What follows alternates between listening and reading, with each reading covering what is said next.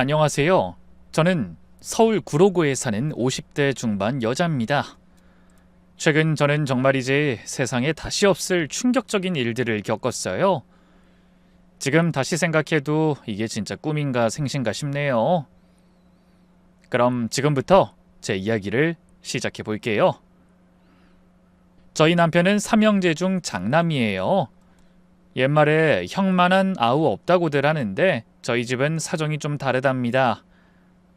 사업을 크게 하는 둘째 동선에는 강남에 있는 비싼 아파트에 살고, 셋째 동선에는 분당에 살고 있는 반면에 저희는 노원구 반지하 월세방에 살고 있거든요. 원래 저희도 나름 괜찮게 살았어요. 저희 남편은 좋은 대학교 나와서 대기업에서 근무하던 사람이었거든요. 남편 덕분에 저는 평생 돈 걱정 없이 가정주부로만 살았고요. 어마어마한 부자는 아니었지만 그래도 서울에 30평대 아파트도 가지고 있었고 1년에 한두 번씩은 가족여행도 다니면서 그렇게 남부럽지 않은 생활을 했죠. 그런데 3년 전에 정말 날벼락 같은 일이 생겼어요.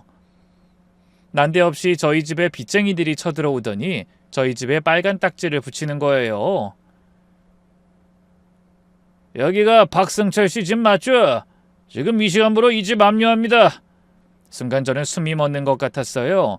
심장이 쿵쾅쿵쾅 뛰면서 다리가 후들후들 떨렸죠. 아니 지금 이게 다 무슨 소리예요? 압류라뇨? 우리가 무슨 빚이 있다고요? 박승철 씨가 연대보증 서신 10억 원 채무권으로 압류 조치합니다. 이의 있으시면 법원에 신청하세요. 그러더니 빚쟁이들이 저희 집을 쑥대밭으로 만들기 시작하는데 전 이게 도대체 무슨 일인지 도무지 이해가 되지 않더라고요. 그때 때마침 남편이 퇴근하고 돌아왔고 저는 얼른 남편에게 달려가 자초지종을 묻기 시작했어요. 여보, 이게 다 무슨 일이야? 10억이라니? 연대보증이라니? 아니지?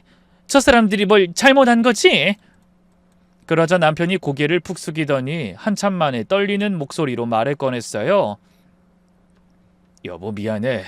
내가 진짜 면목이 없는데 사실은... 이어지는 남편의 이야기는 정말 마른 하늘의 날벼락 그 자체였어요. 글쎄, 남편의 고등학교 동창이 사업자금이 급하다며 도움을 요청했고 남편은 오랜 친구 사이의 부탁을 차마 거절하지 못하고 10억이나 되는 거액의 연대보증을 서줬다는 거예요. 그놈이 처음엔 정말 잘 갚았어. 이자도 꼬박꼬박 내고. 근데 6개월 전부터 연락이 안 되더니 완전히 잠수를 타버렸어. 아니, 내가 미쳤지. 정말 미쳤어. 남편은 머리를 쥐어뜯으며 오열했어요. 그 모습을 보는데 진짜 남편에 대한 분노와 배신감에 온몸이 떨려오더라고요. 그러니까 지금 우리가 그 10억을 갚아야 한다는 거야? 우리 집까지 날려가면서? 남편은 무릎을 꿇고 제 발 앞에 엎드렸어요. 미안해. 정말 미안해. 내가 죽을 죄를 지었어. 이거 어떻게 해야 할지 모르겠어. 결국 참다 못한 저는 남편의 머리채를 잡고 흔들었죠. 미안하면 다야? 미안하면 우리 집이 돌아와? 우리가 평생 모은 게 다 날아갔는데 미안하다고? 여보, 제발. 내가 어떻게든 해결할게. 어떻게든. 어떻게든? 뭘 어떻게? 당신이 뭘 할 수 있는데? 10억을 어떻게 갚아? 그 순간 숨도 제대로 쉬어지지 않고 눈앞이 빙빙 돌기 시작하더니 끝내 저는 정신을 잃고 그 자리에 쓰러지고 말았어요. 잠시 후 정신을 차려보니 병원이더군요. 남편은 제 손을 잡고 울고 있었죠. 여보, 정신이 들어? 정말 미안해. 내가 다 망쳤어. 저는 남편의 손을 뿌리쳤어요. 만지지 마. 당신 얼굴도 보기 싫어. 그때 의사가 들어와 스트레스성 쇼크였습니다. 혈압이 급격히 올라가서 쓰러지신 거예요. 당분간 안정을 취하셔야 합니다. 라고 했지만 제가 이 상황에 어떻게 안정을 취할 수 있겠어요? 우리 집이 날아가게 생겼는데.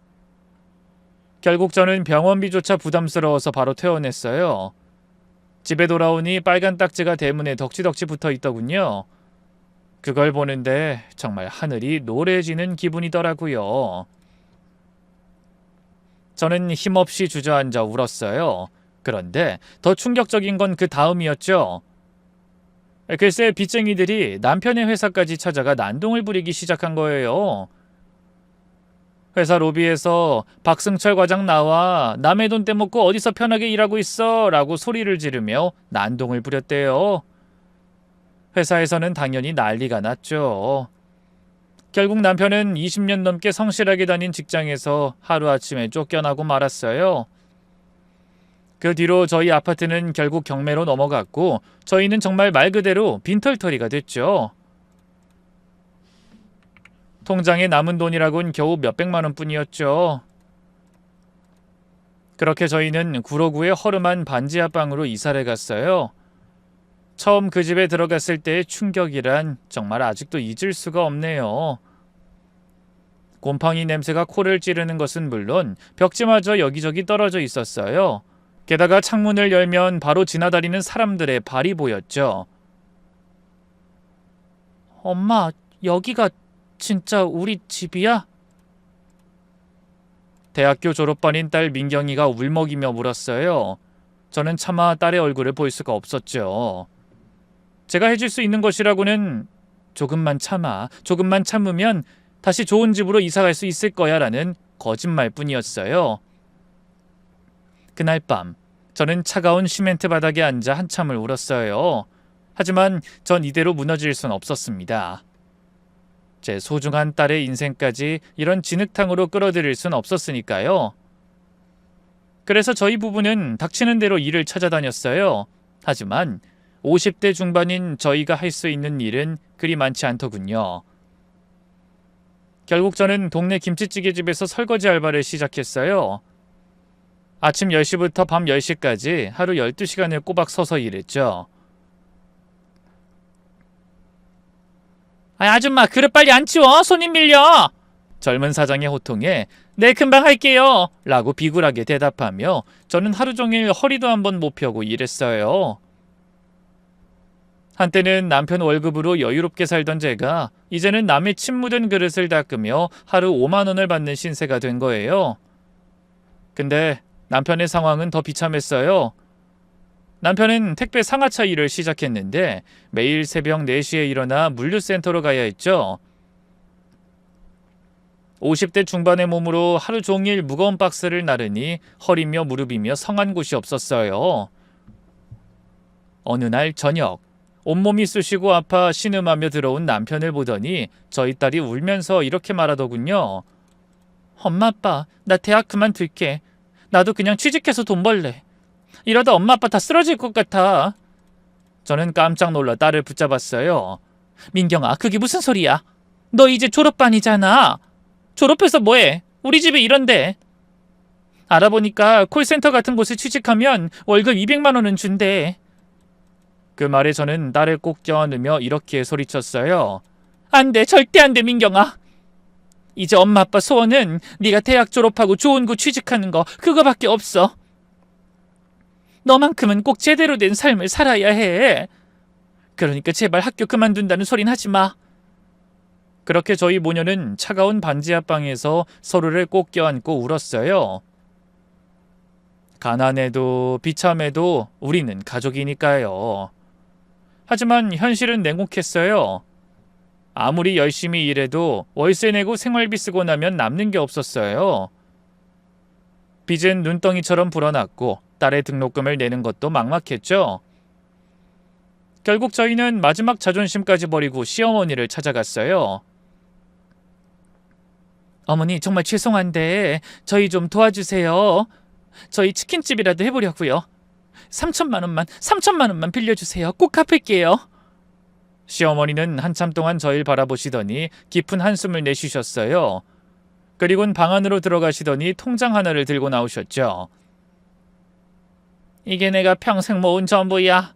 나중에 나 장례 치를 돈으로 모아둔 건데 자식이 이 지경인데 내가 편히 눈이나 감겠니? 가져가서 열심히 해봐라. 저희는 무릎 꿇고 감사 인사를 드렸어요. 어머니, 정말 감사합니다. 꼭 성공해서 갚을게요. 얼마 뒤 저희 부부는 시어머니께서 빌려주신 돈으로 신도림의 작은 골목에 치킨집을 열었어요. 비록 작고 허름한 가게였지만 저희에겐 마지막 희망이었죠. 저희 부부는 새벽부터 밤까지 정말 죽어라 일했어요. 닭 손질하고 튀기고 배달하고 기름 냄새가 온몸에 배어서 씻어도 안 빠질 정도였지만 정말 열심히 했어요. 그런데 치킨집을 연 지 일주일쯤 됐을 때였어요. 저녁 장사가 한창인데 핸드폰이 울렸죠. 둘째 동서였어요. 둘째 동서는 성미가 사납고 사치스러운 성격이라 원래부터 저랑 사이가 좋지 않았을 뿐더러 저희 집이 망하고 나서는 생전 전화 한 번 없던 사람인데 무슨 일인가 싶어서 얼른 전화를 받았죠. 그런데 전화를 받자마자 수화기 너머에서 찢어지는 목소리가 들려오더군요. 형님, 지금 정신 나가셨어요? 아니, 형님은 어쩜 그렇게 염치가 없으세요? 아무리 먹고 살기가 어려워도 그렇지 70 넘은 노인네 돈을 빼앗아 가고 싶어요? 그 말에 저는 창피하기도 하고 화도 나기도 해서 이렇게 말했어요. 동서 빼앗아 가다니. 나 어머님께 빌린 돈 꼭 갚을 거야. 그러기 위해서 지금 누구보다 열심히 일하고 있고. 그런데 동서는 제 말을 중간에 뚝 잘라버리더니 계속해서 소리를 질러대더군요. 열심히? 형님, 현실을 좀 보세요. 50 넘어서 치킨집이라니 그게 될 거라고 생각해요? 요즘 치킨집이 얼마나 많은데 형님 같은 초보가 뭘 한다고. 결국 형님 때문에 어머님은 평생 피땀 흘려 모은 돈 다 날리고 말 거라고요. 그 말에 차마 뭐라고 대꾸도 하지 못하고 있는데 둘째 동서는 계속해서 타박을 이어갔어요. 형님, 정말 마지막으로 충고하는데요. 그 치킨집 당장 접으시고 어머님께 다시 돈 돌려드리세요.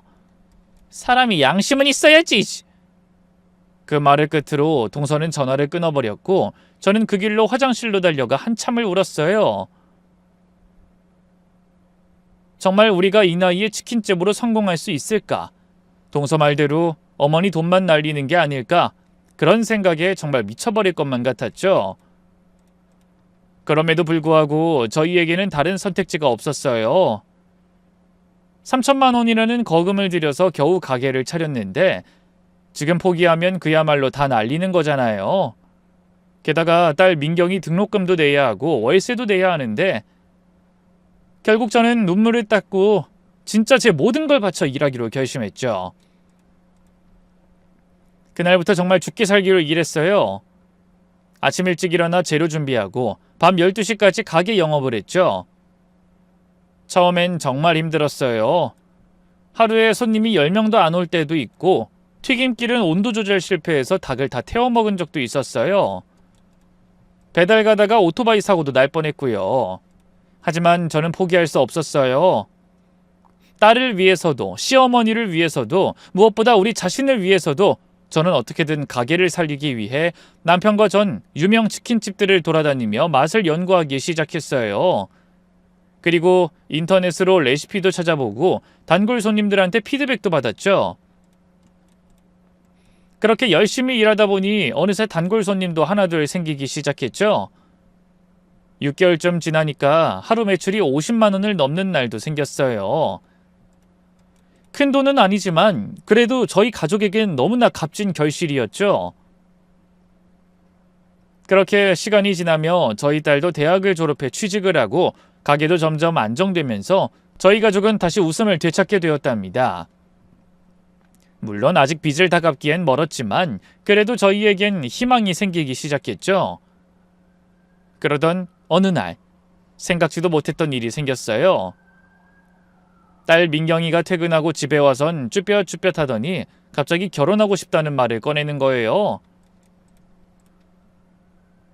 회사에서 만난 사람인데 같은 팀 선배예요. 정말 좋은 사람이야. 나 이 오빠랑 꼭 결혼하고 싶어.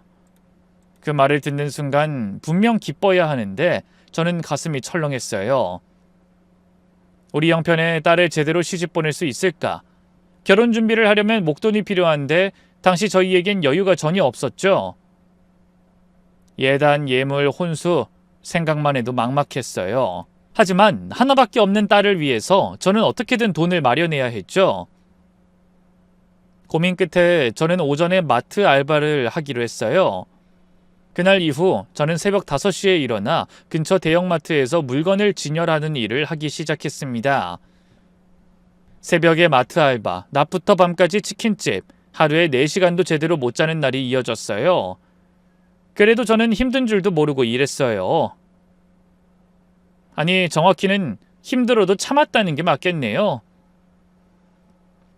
마트 알바로 한 달에 120만 원은 벌 수 있었거든요. 120만 원씩. 딸 결혼까지 1년이면 1,440만 원. 치킨집 수익까지 합치면 그래도 민경이 결혼 준비는 할 수 있겠다. 저는 매일 아침 이런 계산을 하며 힘을 냈어요. 무거운 박스를 나르다가 허리가 끊어질 것 같아도, 차가운 냉동실에서 물건을 정리하다가 손이 얼어붙을 것 같아도 참았죠. 무릎이 시큰거려도 손목이 아파도 티내지 않았어요.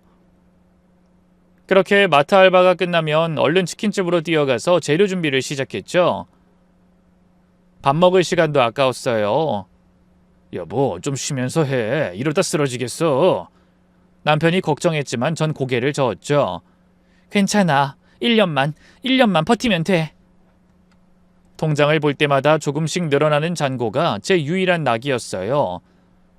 남편도 제 마음을 알고 더 열심히 일했죠. 여보, 우리 민경이 결혼은 꼭 번듯하게 시켜주자. 응, 그래야지. 우리가 못난 부모지만 그것만큼은 해줘야지. 저희 부부는 그렇게 서로를 격려하며 하루하루를 버텼어요.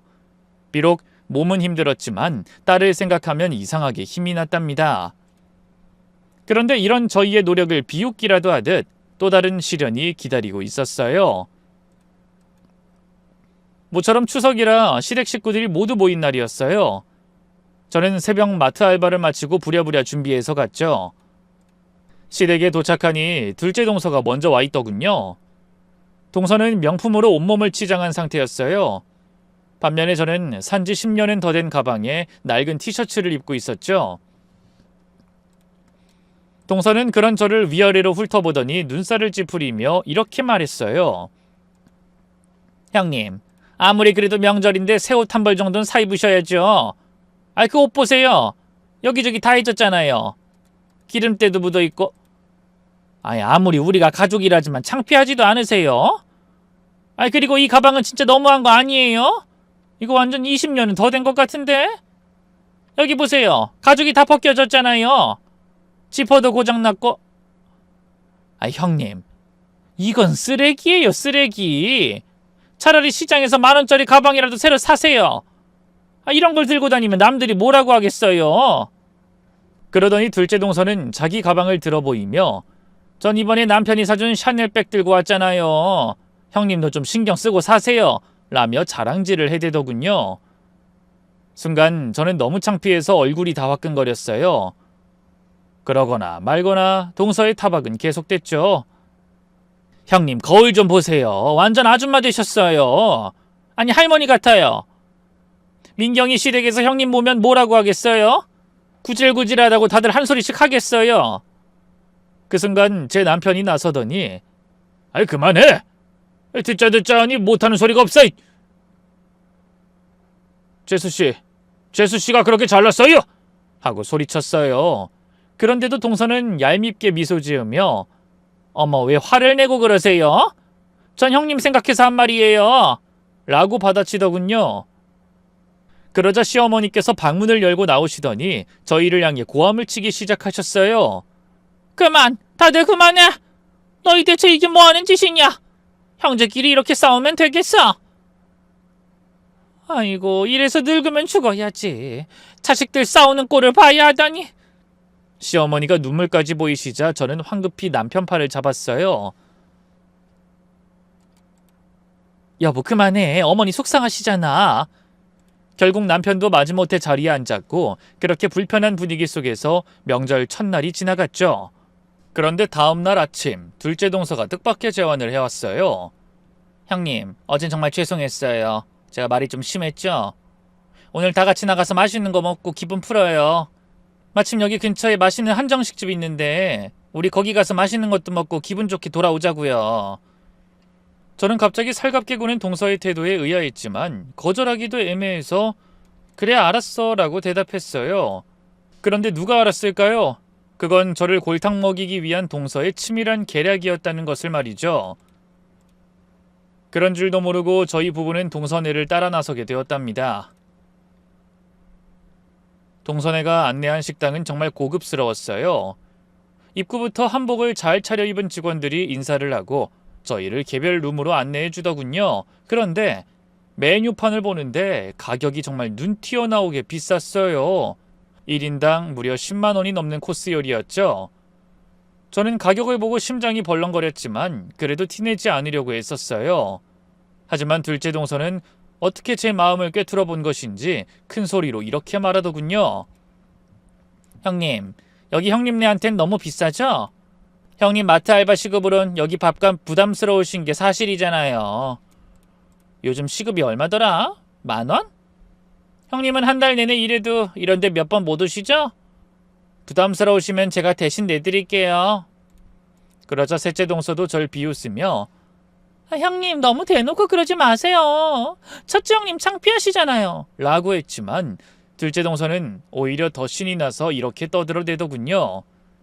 다들 알아야죠. 형님이 얼마나 어렵게 사시는지. 그래야 우리가 도와드리죠. 그리고는 메뉴를 고르면서도 계속 저를 무시하며 망신을 줬죠. 형님, 이 특선 코스 같은 건 생전 처음 드셔보시죠? 이번 기회에 많이 드세요. 형님이 또 어디 가서 이런 고급 음식을 드셔보겠어요? 둘째 동서의 말대로 그 식당의 음식들은 정말 고급스러운 요리들이었어요. 전복찜, 한우구이, 대하요리, 평소엔 구경도 못할 음식들이었죠. 그런데 둘째 동서가 쉬지 않고 제 속을 긁어대는 통에 저는 음식이 입으로 들어가는지 코로 들어가는지도 모를 지경이었어요. 형님, 이런 음식 오랜만이시죠? 맛있게 드세요. 평소에 김치찌개만 드시다가 이런 거 드시면 배탈 날 수도 있으니까 조심하세요. 보다 못한 시어머니가 그만들 해라, 밥맛 떨어진다 라고 하셨지만 둘째 동서는 멈추지 않았어요. 아 맞다 형님, 혹시 이 식당에서도 설거지 알바 구하는지 물어볼까요? 여긴 고급 식당이니까 시급도 더 줄 것 같은데. 그 순간 저는 수저를 탁 놓았어요. 입맛이 싹 사라졌죠. 야, 너 뭐가 그렇게 잘났어? 그래, 나 가난해.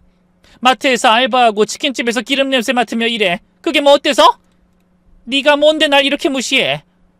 너 할 줄 아는 거라고 남편 돈으로 명품이나 사는 것밖에 더 있어? 니까짓 게 뭐 그렇게 잘났다고 그래? 너 스스로 번 돈 있어? 없잖아. 그런 주제 왜 남을 무시해? 그러자 둘째 동서는 자리에서 벌떡 일어나더니 자기는 있는 사실을 그대로 말한 것밖에 없다면서 뻔뻔하게 나오더군요. 그러면서 나이 50 넘어 고작 마트에서 알바나는 주제에 어디다 대고 큰 소리냐면서 저에게 바락바락 대들었어요. 그렇게 큰 소리가 나자 식당 직원들이 우르르 몰려와 저와 둘째 동서를 말리기 시작했고 저희는 쫓겨나듯 식당에서 나와야 했어요. 저는 둘째 동서에게 다시는 보지 말자고 했고 둘째 동서는 마치 기다렸다는 듯 자기도 마트 다니는 형님 따위 꼴도 보고 싶지 않다며 돌아서 가버리더군요. 그날 이후로 저희 가족은 둘째 동서와 완전히 연을 끊었어요. 명절에도 서로 얼굴을 안 보게 됐죠. 그런데 어느 날 갑자기 저희 집 초인종이 울렸어요. 인터폰을 보니 믿을 수 없게도 둘째 동서의 얼굴이 보이더군요. 형님 저예요. 잠깐 얘기 좀 할 수 있을까요? 꼭 좀 할 말이 있어서 그래요. 저는 망설였어요. 전현이 또 무슨 일로 날 괴롭히려고 온 건가 싶었죠. 하지만 문을 열어보니 둘째 동서는 커다란 과일 바구니를 들고 서 있었어요. 형님, 그동안 제가 너무 심했죠? 형님 마음 상하게 해서 죄송해요. 둘째 동서는 정말 진심으로 미안한 표정을 짓고 있었고 결국 저는 마지못해 들어와 라고 했죠. 그런데 그건 저의 정말 큰 실수였어요. 아니나 다를까 둘째 동서는 저희 집에 들어서자마자 얼굴을 찌푸리더군요. 아우 여기 곰팡이 냄새가 왜 이렇게 심해?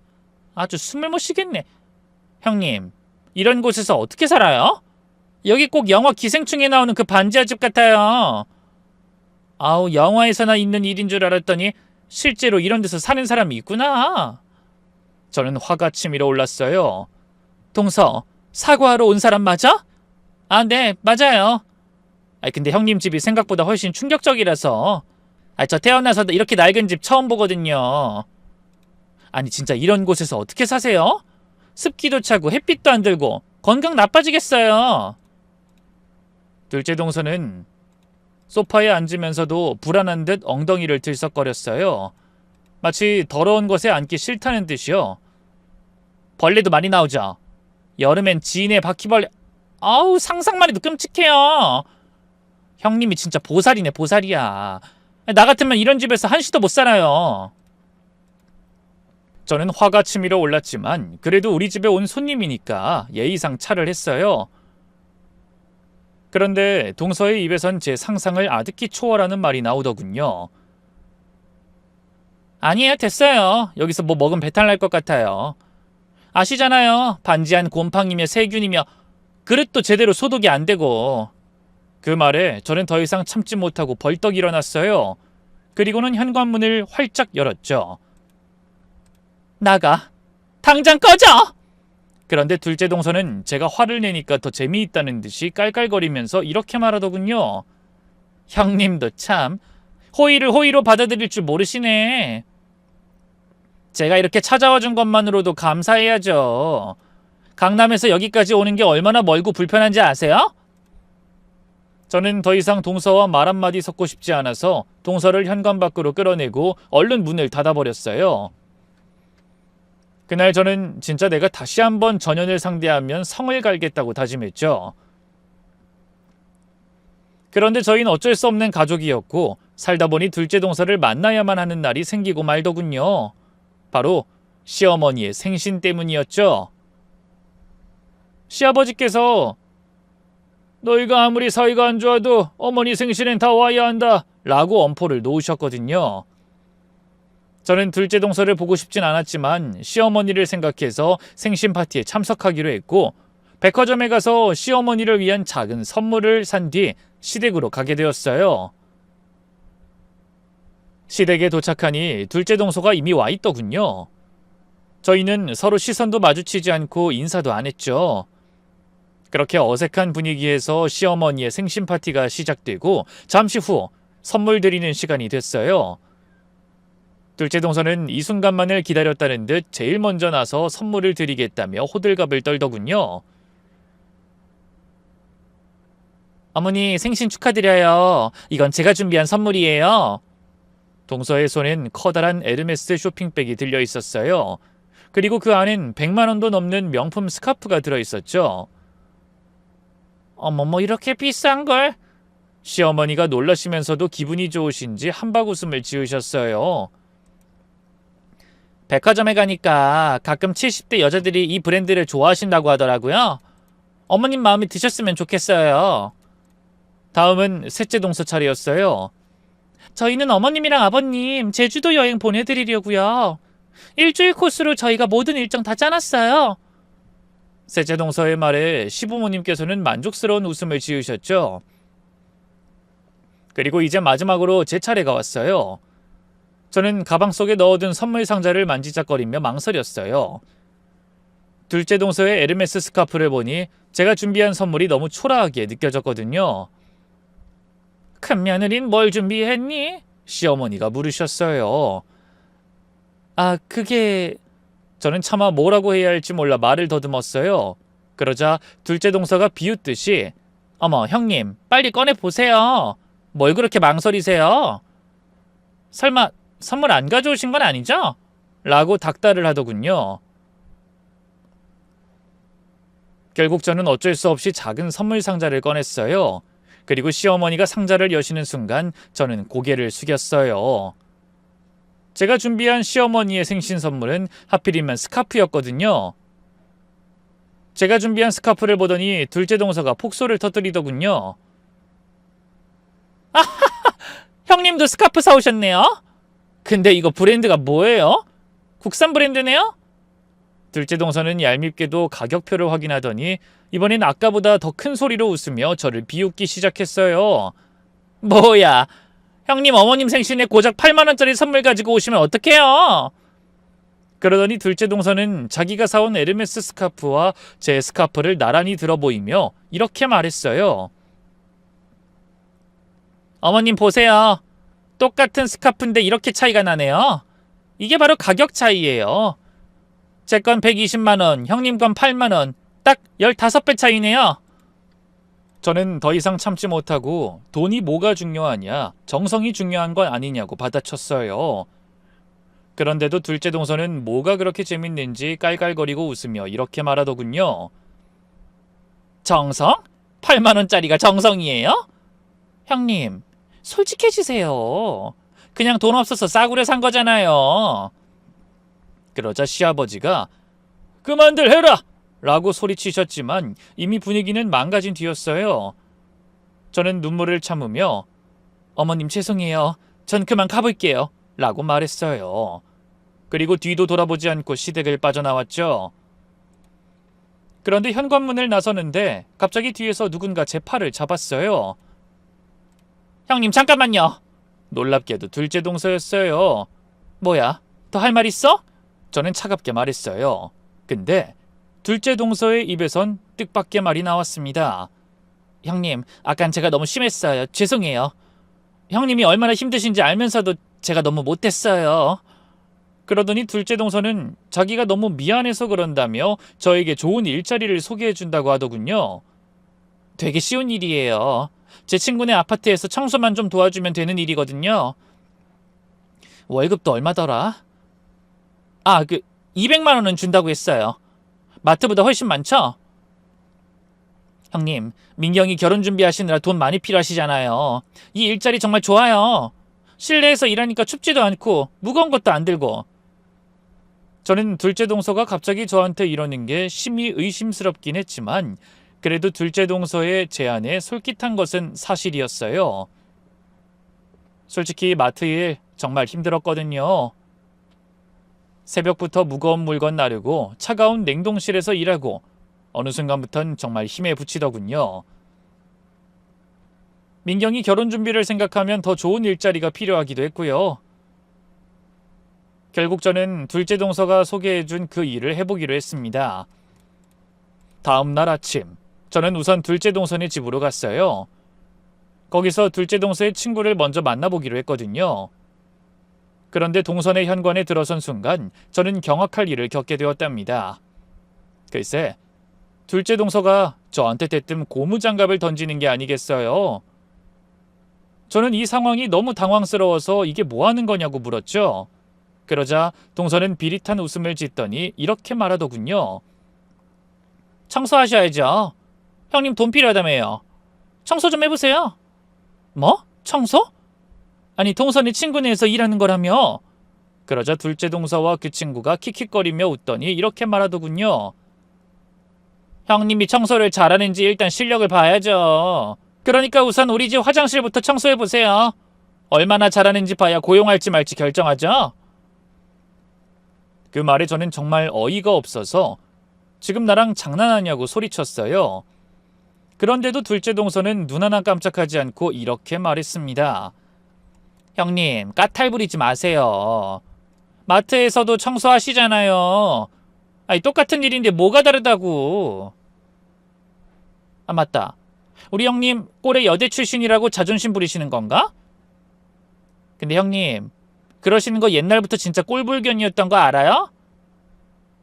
맨날 나 땡땡 여대 나왔어 하면서 은근히 자랑하시던 거. 우리 여대에서는 우리 여대 동기들은 맨날 그 얘기 그러면서 매번 저 못 배운 사람 취급하셨잖아요. 동서의 말에 저는 너무 어이가 없었어요. 고작 그런 이유로 날 이렇게 괴롭힌 거야? 내가 대학 나온 게 그렇게 배 아팠어? 그리고 아무리 그렇다고 한들 그래도 가족인데 어떻게 나한테 이럴 수가 있어? 형님은 항상 우리를 깔봤어요. 말로는 안 했지만 눈빛에 다 나타났다고요. 동서 진짜 미쳤어? 내가 언제? 그렇게 말싸움을 이어가고 있는데 갑자기 동서의 친구라는 여자가 낄낄거리며 웃기 시작하더군요. 그러면서 묘한 말을 하기 시작했어요. 수연이 너 아직도 대학에 자격지심 있냐? 그게 언제적인데? 아유 너도 참 너다. 그러자 둘째 동서는 친구를 날카롭게 쳐다보더니 조용히 하라는 듯 검지를 입에 가져다 대더군요. 그러자 그 친구는 뭔가 더 말하려다가 입을 다물었죠. 그러자 둘째 동서는 갑자기 얼굴이 벌개져서는 저더러 당장 나가라고 난리를 치기 시작했어요. 형님 나가요. 당장 나가라고요! 그러면서 둘째 동서는 저를 밀어내듯 현관으로 끌고 갔어요. 형님은 우리 집에 다시 오지 마세요. 그리고 오늘 일 없었던 걸로 해요. 이어서 쾅 소리와 함께 문이 닫혔어요. 그리고 저는 어안이 벙벙한 채로 집으로 돌아왔죠. 도대체 무슨 일이 일어난 건지, 대학 얘기에 둘째 동서는 왜 그런 예민한 반응을 보였는지, 그땐 몰랐지만 나중에 알게 된 진실은 정말 충격적인 것이었답니다. 어쨌든 당시에 저는 딸 민경이의 결혼 준비로 너무 바빠서 이 일을 금세 잊고 지냈어요. 마트 알바와 치킨집 일을 병행하며 정신없이 돈을 모았고 드디어 민경이의 결혼식 날이 다가왔죠. 사실 저는 둘째 동선에는 초대하고 싶지 않았어요. 하지만 시부모님도 오시는 자리에 둘째네만 부르지 않기는 뭐해서 그냥 초대장을 보냈죠. 결혼식 당일, 아니나 다를까 둘째 동서는 온몸에 명품을 두르고 나타났어요. 샤넬 원피스에 에르메스 백, 까르디에 시계까지 완전 무장을 하고 왔더라고요. 어머 형님, 여기가 민경이 결혼식장이에요? 너무 작은데? 아휴, 우리 민경이 이런 코딱지만한 곳에서 결혼해야 하다니 진짜 너무 불쌍하네요. 요즘은 호텔에서 하는 게 기본인데. 저는 속으로 또 시작이구나 싶었지만 꾹 참았어요. 오늘은 제 소중한 딸의 결혼식이니까요. 그런데 그때 남편의 대학 동기 한 명이 도착했어요. 김정훈이라는 남자였는데 예전엔 남편과 친한 친구였지만 워낙 술과 여자를 좋아하는 탓에 지금은 이혼당하고 홀아버지가 된 처지라고 하더군요. 그런데 정훈 씨가 둘째 동서를 보더니 표정이 이상해졌어요. 뭔가 긴가민가한 얼굴로 계속 둘째 동서를 쳐다봤죠. 그래서 저는 정훈 씨에게 왜 그러냐고 물어봤어요. 그러자 정훈 씨는 아니 그 어딘지 묘하게 낯이 익은 것 같아서요. 별거 아니에요. 뭐 제가 잘못 본 거겠죠. 라고 하고 말더군요. 어쩐지 느낌이 꺼림직했지만 손님들이 물밀듯이 들어오면서 전 일단 손님 맞이에 집중하게 되었답니다. 잠시 후 저희 딸의 결혼식이 시작되고 딸이 행복하게 미소 짓는 모습을 보는 순간 전 그동안의 고생이 다 보상받는 기분이었죠. 눈물이 펑펑 날 정도로 감동적이었어요. 전 아마 죽을 때까지 오늘을 잊을 수 없을 거라는 생각도 들었죠. 그런데 누가 알았을까요? 이날이 모두에게 절대로 잊을 수 없는 하루가 될 거라는 걸 말이죠. 사건은 결혼식이 끝난 후 피로연에서 시작되었어요. 술에 취한 정훈 씨가 갑자기 둘째 동서가 앉은 테이블로 다가가더니 뜬금없는 이야기를 꺼내는 게 아니겠어요. 저기 혹시 미선이 아니에요? 그 순간 둘째 동서는 얼굴이 하얗게 질리더니 말까지 더듬기 시작했어요. 네? 미선이란요? 아닌데요? 저는 조수연이에요. 저는 혹시 딸의 결혼식에 흠이라도 날까 싶어 얼른 그쪽으로 달려가 정훈 씨에게 말을 걸었죠. 정훈 씨, 우리 둘째 동서 이름은 조수연이에요. 미선이가 아니고요. 뭔가 착각하신 것 같아요. 하지만 정훈 씨는 고개를 저으며 확신에 찬 목소리로 말했어요. 아니야, 미선이 맞는데 뭘. 너 미아리에서 일하던 미선이 맞잖아. 나 기억 안 나? 정훈이야, 너희 가게에 자주 갔었잖아. 그러자 둘째 동서는 입술까지 파르르 떨면서 아니에요, 사람 잘못 보신 거예요. 라는 말만 되풀이했죠. 그런데도 눈치 없는 정훈 씨는 집요하게 둘째 동서에게 말을 걸었어요. 에이, 뭘 그래. 성형에서 좀 달라 보이긴 하는데 너 미선이 맞잖아. 그때 둘째 서방님이 다가왔어요. 당신 지금 뭔 소리야? 우리 집사람이 무슨 미아리? 술집? 정훈 씨는 그제서야 정신이 드는지 놀라며 미선이 남편이세요? 하더니 이내 술에 취해 꼬부라지는 혀로 폭탄 발언을 해버렸어요. 아이고 이거 죄송합니다. 제가 전에 미선이 단골이었거든요. 오랜만에 보니까 너무 반가워서 그만. 그 순간 둘째 서방님은 테이블을 엎어버렸고 피로연장은 순식간에 아수라장이 되고 말았어요. 깜짝 놀란 저는 둘째 서방님을 붙들고 진정하시라 했지만 둘째 서방님은 이미 완전히 눈이 돌아버린 상태였죠. 둘째 서방님은 동시에 팔을 붙들더니 고래고래 소리를 질렀어요. 당신이 설명해! 이게 다 무슨 소리야! 그러자 둘째 동서는 닭똥 같은 눈물을 흘리며 이렇게 말하더군요. 여보 미안해요. 내가 어릴 때 철이 없어서 사고 싶은 건 많은데 돈은 없고 그래서 술집에서 잠깐 일했어요. 뭐? 그럼 네가 그동안 다 거짓말한 거야? 좋은 집안 딸이라고 평생 남자 한 번 못 만나봤다더니. 그러자 눈치 없는 정원 씨가 또 끼어들더니 아유 남자가 없기는 우리 미선이 그때 인기 많았어요. 손님들이 아주 줄을 서서 기다렸죠. 라고 해버렸어요. 정원 씨의 말에 시어머니는 충격을 받고 주저앉으셨죠. 아이고 이게 무슨 일이니? 둘째 네가 감히 신분을 속이고 우리 아들이랑 결혼한 거야? 시어머니가 떨리는 목소리로 물으셨어요. 그러자 둘째 동서는 시어머니 앞에 무릎을 꿇더니 이렇게 애원하더군요. 죄송해요. 정말 죄송해요. 하지만 결혼하고는 과거를 다 잊고 착하게 살았어요. 그런데도 둘째 서방님은 길길이 날뛰며 동서에게 당장 이혼하자고 하더니 피로 연장을 박차고 나가버렸어요. 둘째 동서는 엉엉 울면서 서방님을 따라 나갔고요. 그 모습을 멍하니 바라보는데 순간 저는 그동안 둘째 동서가 왜 그렇게 절 무시하고 괴롭혔는지 비로소 그 이유를 이해하게 됐어요. 아마 자신의 과거를 숨기고 살면서 느꼈을 불안감과 열등감을 저에게 풀었던 거겠죠. 제가 좋은 여대 나왔다는 것도 동서의 가짜 학력에 대한 콤플렉스를 자극했을 거고요. 그제서야 그동안 둘째 동서가 벌여온 그 해괴한 일들이 이해가 되더군요. 어쨌든 그날 이후 저희 시댁은 발칵 뒤집혔어요. 들어보니까 둘째 서방님은 바로 다음날 동서에게 이혼 소송을 제기했다고 하더라고요. 게다가 서방님은 동서에게 한 푼도 안 주고 알몸으로 내쫓았다고 해요. 시어머니께 건너듣기로 동서가 울고불고 매달렸는데도 아무 소용이 없었다고 하더군요. 그런데 충격은 거기서 끝이 아니었어요. 둘째 서방님이 변호사를 통해 알아본 결과 둘째 동서의 모든 것이 다 가짜였다는 거예요. 본명도 조수연이 아니라 김미선이었고 학력도 위조했대요. 대학교 졸업장도 가짜였고 집안 배경도 다 거짓말이었죠. 심지어 나이도 3살이나 속였다고 해요. 혼인 무효 사유가 충분하대. 사기 결혼이니까 위자료도 안 줘도 된다고 하더라. 시어머니가 한숨을 쉬며 말씀하셨어요. 결국 둘째 동서는 강남 아파트도 외제차도 심지어 은행 계좌도 빼앗긴 채 거짓골로 쫓겨났답니다. 그 많던 명품 가방, 옷, 보석 하나도 못 가져갔다고 해요. 하지만 저는 일체의 동정심도 들지 않았어요. 자기 과거가 부끄러웠으면 조용히 살 것이지 왜 남을 그렇게 무시하고 괴롭혔는지. 결국 다 인과응보인 거죠.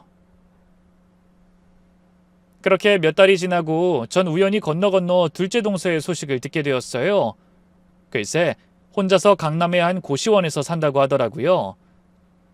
다시 술집에서 일한다는 소문도 있었고요. 시어머니께서는 일면 둘째 동서가 안타깝다고 하셨지만 제 생각은 달라요. 그게 다 자기가 지은 업보를 고스란히 돌려받는 거 아니겠어요? 그놈의 명품이 뭐라고 고작 그런 사치품 사겠다고 술집에 다니다뇨. 그것도 모자라 과거를 숨기고 신분 세탁까지 했죠. 반면 저희는 여전히 반지하에서 살고 있지만 그래도 어디 가서 남 부끄러울 행동은 일치하지 않고 살아왔죠. 무엇보다 우리는 떳떳해요. 가난하지만 거짓말하지 않고 힘들지만 정직하게 살고 있으니까요. 둘째 동서의 일을 겪고 나서 저는 깊이 생각해봤어요. 과연 진짜 행복이란 뭘까? 명품 가방, 비싼 옷, 강남 아파트 그런 게 행복일까? 아니면 거짓 없이 정직하게 사는 게 행복일까? 저는 이제 답을 알 것 같아요. 저는 매일 아침 남편과 함께 치킨집 문을 열면서 오늘도 힘내자 라고 인사해요. 그리고 기름 냄새가 온몸에 배어도 손이 거칠어져도 저희는 웃어요. 왜냐하면 저희는 진짜니까요. 가난하지만 진짜 힘들지만 저희의 인생을 살고 있으니까요. 둘째 동서처럼 가짜 인생을 살다가 하루아침에 모든 걸 잃는 것보다 저희처럼 가난해도 진짜 인생을 사는 게 훨씬 행복한 것 같아요. 돈은 없어도 마음은 부자인 것, 그게 진짜 행복 아닐까요? 그런데 며칠 전 저는 정말 충격적인 경험을 하게 되었답니다. 어느 비 오는 저녁이었어요. 치킨집 영업이 거의 끝나갈 무렵 문 밖에서 누군가가 서성거리는 게 보였어요. 유리문 너머로 초라한 차림의 여자가 안을 들여다보고 있었는데 놀랍게도 둘째 동서였어요. 머리는 염색도 안 한 채 흰머리가 듬성듬성 보였고 얼굴은 화장기 하나 없이 초췌했죠. 무엇보다 둘째 동서가 그렇게나 사랑하던 명품 옷 대신 낡은 패딩을 입고 있었어요. 저는 너무나 달라진 둘째 동서의 모습에 충격을 받은 채 그 자리에 얼어붙고 말았죠. 그런데 둘째 동서는 잠시 망설이는 듯 싶더니 이내 가게 문을 열고 들어오더군요. 뭐야? 여긴 왜 왔어? 저는 차갑게 물었어요. 그러자 동서는 눈물을 글썽이며 제 손을 꼭 잡았죠. 예전에 거만하던 모습은 온데간데 없었죠. 그러더니 충격적인 이야기를 꺼내지 뭐예요? 형님, 제발 저 좀 도와주세요. 배가 너무 고파서 그러는데 저 딱 10,000원만 주시면 안 될까요? 뭐? 동서 지금 나한테 돈 빌리러 온 거야? 네, 제가 지금 고시원에서 사는데 월세도 못 내고 있어요. 제발, 제가 엊그제까지 한 끼도 못 먹었더니 정말 죽을 것 같아요. 그 말을 듣는데 진짜 너무 어이가 없더군요. 그렇게 날 무시하고 괴롭히던 사람이 이제 와서 구걸을 하다니. 저는 한참을 동서를 바라보며 말없이 서 있었어요. 그 모습이 너무나 초라해서 차마 말이 나오지 않더군요. 하지만 곧 가슴속에서 치밀어 오르는 분노를 참을 수 없었어요. 동서, 지금 진심으로 그런 소리 하는 거야? 제 목소린 차갑게 떨리고 있었어요. 그렇게 날 개무시하고 비웃을 땐 언제고 이제 와서 이런 꼴로 찾아와서 돈을 달라고? 정말 뻔뻔하기도 하네. 둘째 동서는 고개를 푹 숙인 채 흐느끼기 시작했어요. 예전에 그렇게 거만하게 턱을 치켜들고 절 내려다보던 그 사람이 맞나 싶을 정도였죠. 형님, 제가 잘못했어요. 정말 잘못했다고요. 그때 제가 너무 교만했어요. 근데 저 정말 갈 곳이 없어요. 정말 염치불구하고 부탁드려요. 그만해! 저는 소리를 질렀어요. 가게 안이 조용해서 제 목소리가 더 크게 울렸죠. 동서, 내가 그때 동서 때문에 얼마나 힘들었는지 알아? 동서가 조카들한테까지 큰아빠네는 가난하니까 가까이 하지 말라고 했잖아. 제 말에 동서는 더욱 격렬하게 울기 시작했어요. 하지만 저는 멈출 수 없었습니다. 그때 내가 얼마나 서러웠는지 동서가 알기나 해? 근데 이제 와서 불쌍한 척하면서 돈 달라고? 저는 동서에게 그만 가라는 뜻으로 가게 문을 활짝 열어젖혔어요. 둘째 동서는 마지막으로 제게 애원하는 눈빛을 보냈지만 저는 고개를 돌려버렸죠. 결국 동서는 흐느끼면서 가게를 나갔어요. 낡은 패딩을 입은 그 뒷모습이 어둠 속으로 사라져갔죠. 그런데 마음이 이상하더군요. 분명히 너무 화가 나는데 왠지 모르게 가슴 한편이 답답하기도 했어요. 동서의 그 초췌한 얼굴이 자꾸 떠올랐죠. 결국 저도 모르게 가게 밖으로 뛰어나갔어요. 다행히 동서는 아직 멀리 가지 않았더군요. 동서! 제가 부르자 동서가 깜짝 놀라며 돌아봤어요. 동서의 얼굴은 눈물로 범벅이 된 상태였죠. 그 얼굴을 보는데 참 오만 가지 감정이 교차하더군요. 저는 지갑에서 5만 원을 꺼내 동서의 손에 쥐어줬어요. 이거라도 받아. 그리고 혹시 배고프면 가게로 와. 밥이라도 먹고 가. 동서는 그 돈을 받아들고는 고맙습니다, 형님. 정말 고맙습니다. 라며 또 울기 시작했어요. 그리고는 깊숙이 인사를 하고 갔어요. 그런데 그 후로 벌써 일주일이 넘었는데 둘째 동서는 다시 나타나지 않았어요. 가끔 가게 문을 보면서 혹시 올까 싶어 기다리기도 하는데 아직까지는 소식이 없네요. 만약 동서가 제 이야기를 듣고 있다면 와서 따뜻한 밥 한 끼 하고 가라고 전해주고 싶네요. 여러분도 저녁 식사 맛있게 하시고요. 제 긴 이야기 들어주셔서 감사합니다. 여기다 이렇게 털어놓으니 속이 아주 후련해지네요. 그럼 모두들 행복한 하루 보내세요.